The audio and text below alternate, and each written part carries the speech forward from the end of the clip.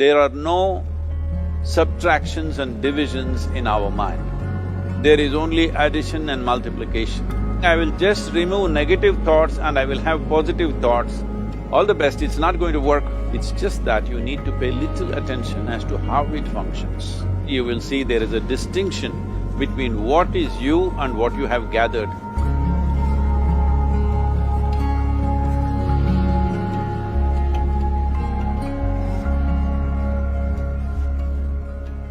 Well, see the way the question is asked and also the way normally it's addressed is, people think there is something called as negative thought and positive thought. They want to remove the negative thoughts and have only positive thoughts.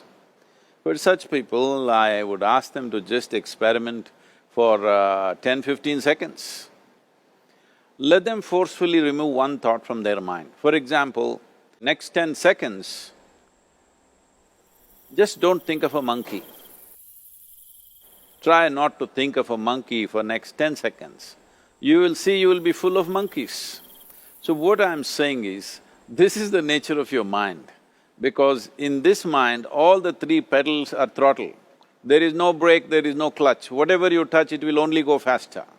In this kind of mind, people have been taught from moral teachers and religious teachers, do not think about bad things. Well, since then it's been a full-time job. So there is no way you can handle the mind like this. This doesn't need any great enlightenment. If you spend 2 minutes with your eyes closed, you will realize you cannot do anything forcefully with this mind. So, I want to remove negative thoughts.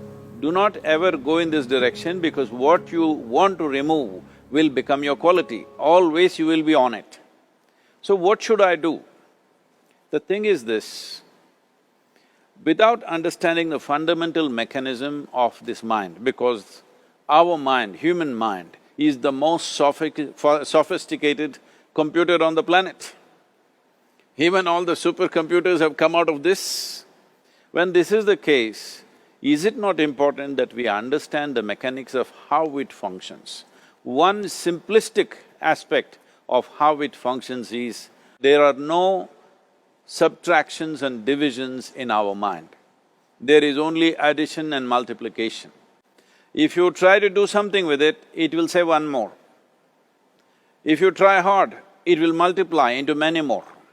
In this mind, you don't try to identify what is positive, what is negative and try to remove it.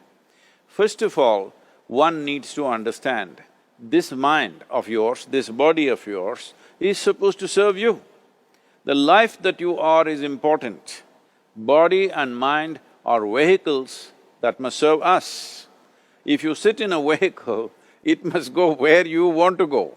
If it goes to its own destination, what is the point of such a vehicle? It's just a nuisance. Right now, most human beings are unfortunately experiencing this fantastic possibility of human mind as a nuisance, as a troublesome thing. Well, this is the most beautiful thing you have.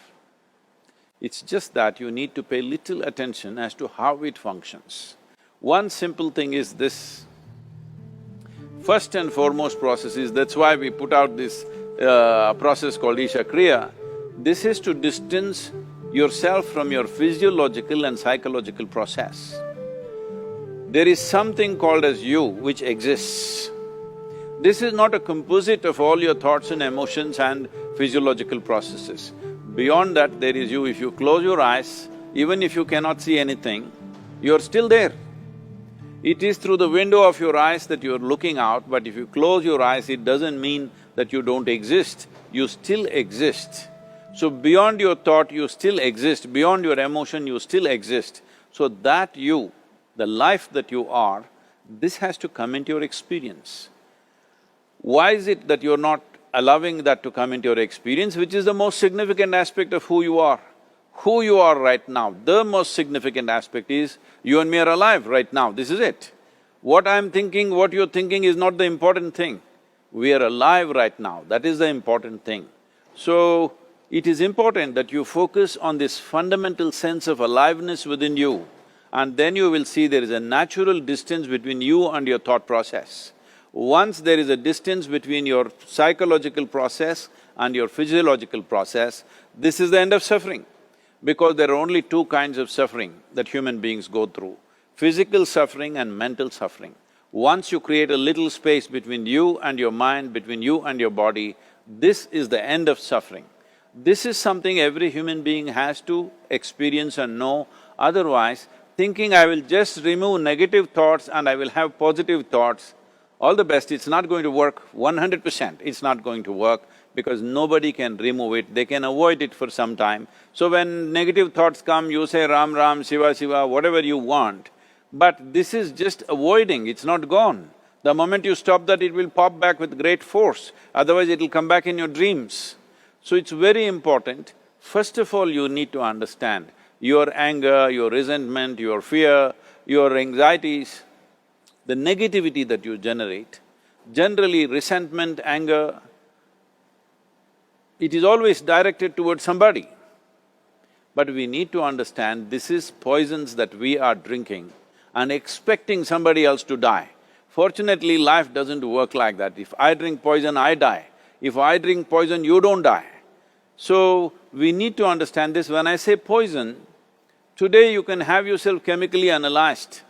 Right now, what is your blood work, what it says? 5 minutes of intense anger, check your blood work and see, there will be lots of negative elements in it, literally you're poisoning yourself. So, do you want to poison yourself? Definitely not. Now the very question is coming from certain helplessness, what shall I do? Don't do anything, just sit back and just concern yourself with something which is a life process. Maybe your heartbeat, maybe your breath, maybe just the sensation of being alive. Depending upon how sensitive or how perceptive you are, accordingly, find something. It could be a sensation in the body, it could be breath, it could be heartbeat, it could be anything, something which indicates life to you. Just pay attention to that for some time. Slowly you will see there is a distinction between what is you and what you have gathered, which includes